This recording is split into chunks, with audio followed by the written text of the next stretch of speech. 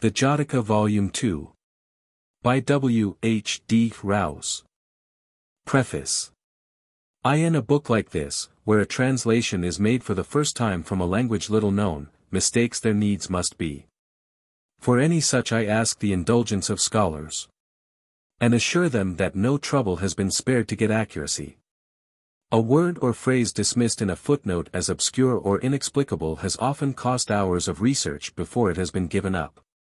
Although it has not been possible to reproduce the rhythm of the verses, yet I hope something of the same effect has been given by keeping in each story to 1 meter where the Pali has but one, and changing where it changes. And a pretty consistent rule has been observed, of giving long lines for long and short for short, 2 short lines being held equivalent to 1 long. But in different stories the same meter has often been differently translated for convenience. For parallels I have looked through all the Pali books as far as they are printed, but I have not had time to read them carefully, and many must have escaped me. The notes must then not be considered as exhaustive. Other illustrations have been noted where I have come across them, and I hope that students of folk tales may be interested in one unpublished variant which I have been able to give. It remains to acknowledge my indebtedness to those friends who have helped me. The members of our guild, who are resident at Cambridge, have been so kind as to revise the proofs, and to them I owe very many corrections and improvements. Mr. R. Chalmers lent me a MS translation of a few of the stories of the past, for which I thank him. But my chief thanks are due to my master, Professor Cowell, who, for many years past, has with unfailing patience and kindliness helped me in my Oriental studies. I feel that what I know of these things has been his gift to me almost entirely. And I hope he may consider this book not all unworthy of his teaching. W. H. D. Rouse. Christ's College, Cambridge. July 30, 1895. How do you find this book? Any thoughts about the book or the author? Any suggestion for improvement? Please take a moment to share your thoughts in a comment. If you like it, share it with your friends who might enjoy it as well. Subscribe to keep in touch. Visit CompleteAudiobooks.com for more quality content. Book 2. Dukkha-Nipta. Number 151. Rājovāda-Jātaka. Fossbowl, 10J, pages 1 and 57, Rhys Davids, Buddhist Birth Stories, page 22. A similar contest of 2 minstrels occurs in the Kalevala, Crawford's translation, page 30. The young drives fiercely into the old, who says thou shouldst give me all the highway, for I am the older. What matters that, says the other, let the least wise give place. There they stand and each sings his legends by way of deciding the matter. 1. Rough to the rough, etc. This story the master told whilst he was living in Jetavana, to explain how a king was taught a lesson. This will be set forth in the Tasakwa Birth 1. It is said that one day the king of Kosala had just passed sentence in a very difficult case involving moral wrong too. After his meal, with hands not yet dry, he proceeded in his splendid chariot to visit the master, and the king saluted him, his feet beautiful like the open lotus flower, and sat down aside. Then the master addressed him in these words. Why, my lord king, what brings you here at this time of day? Sir, said he, I missed my time because I was sitting on a difficult case, involving moral wrong. Now I have finished it and eaten, and here I am, with my hands hardly dry, to wait upon you. My lord king, replied the master, to judge a cause with justice and impartiality is the right thing, that is the way to heaven. Now when you first have the advice of a being all-wise like me, it is no wonder if you should judge your case fairly and justly. But the wonder is when kings have only had the advice of scholars who are not all-wise, and yet have decided fairly and justly, avoiding the 4 ways of wickedness, and observing the 10 royal virtues. And after ruling justly have gone to swell the hosts of heaven. Then, at the king's request, he told a story of the olden time.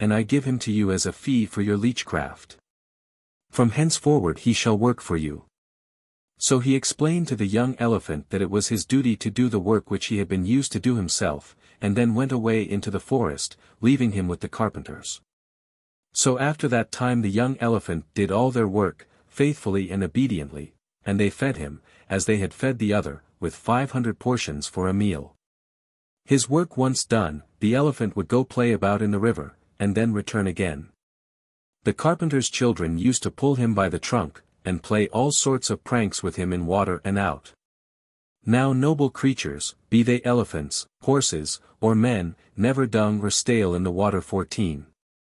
So this elephant did nothing of the kind when he was in the water, but waited until he came out upon the bank. One day, rain had fallen up river. And by the flood a half-dry cake of his dung was carried into the river. This floated down to the Benares landing place, where it stuck fast in a bush. Just then the king's elephant keepers had brought down 500 elephants to give them a bath. But the creatures scented this soil of a noble animal, and not one would enter the water. Up went their tails, and off they all ran. The keepers told this to the elephant trainers, who replied, "There must be something in the water, then." So orders were given to cleanse the water. 20, and there in the bushes this lump was seen. "That's what the matter is," cried the men. So they brought a jar, and filled it with water. Next powdering the stuff into it, they sprinkled the water over the elephants, whose bodies then became sweet. At once they went down into the river and bathed. When the trainers made their report to the king, they advised him to secure the elephant for his own use and profit. The king accordingly embarked upon a raft, and rowed upstream until he arrived at the place where the carpenters had settled. The young elephant, hearing the sound of drums as he was playing in the water, came out and presented himself before the carpenters, who one and all came forth to do honor to the king's coming, and said to him, "Sire, if woodwork is wanted, what need to come here? Why not send and have it brought to you?" "No, no, good friends," the king answered, "'tis not for wood that I come, but for this elephant here. He is yours, sire." But the elephant refused to budge. "What do you want me to do, gossip elephant?" asked the king. "Order the carpenters to be paid for what they have spent on me, sire." "Willingly, friend." And the king ordered 100,000 pieces of money to be laid by his tail, and trunk, and by each of his 4 feet. But this was not enough for the elephant, though he would not. So to each of the carpenters was given a pair of cloths, and to each of their wives robes to dress in, nor did he omit to give enough whereby his playmates the children should be brought up. Then with a last look upon the carpenters, and the women, and the children, he departed in company with the king. To his capital city the king brought him, and city and stable were decked out with all magnificence. He led the elephant round the city in solemn procession, and thence into his stable, which was fitted up with splendor and pomp. There he solemnly sprinkled the elephant, and appointed him for his own riding. Like a comrade he treated him, and gave him the half of his kingdom. 21, taking as much care of him as he did of himself. After the coming of this elephant, the king won supremacy over all India. In course of time the Bodhisattva was conceived by the queen consort, and when her time was near come to be delivered, the king died. Now if the elephant learnt news of the king's death, he was sure to break his heart. So he was waited upon as before, and not a word said. But the next neighbor, the king of Kosala, heard of the king's death. "Surely the land is at my mercy," thought he, and marched with a mighty host to the city, and beleaguered it. Straight the gates were closed, and a message was sent to the king of Kosala, "Our queen is near the time of her delivery, and the astrologers have declared that in 7 days she shall bear a son. If she bears a son, we will not yield the kingdom, but on the 7th day we will give you battle. For so long we pray you wait." And to this the king agreed. In 7 days the queen bore a son. On his name day they called him Prince Winheart, because, said they, he was born to win the hearts of the people. On the very same day that he was born, the townsfolk began to do battle with the king of Kosala. But as they had no leader, little by little the army gave way, great though it was.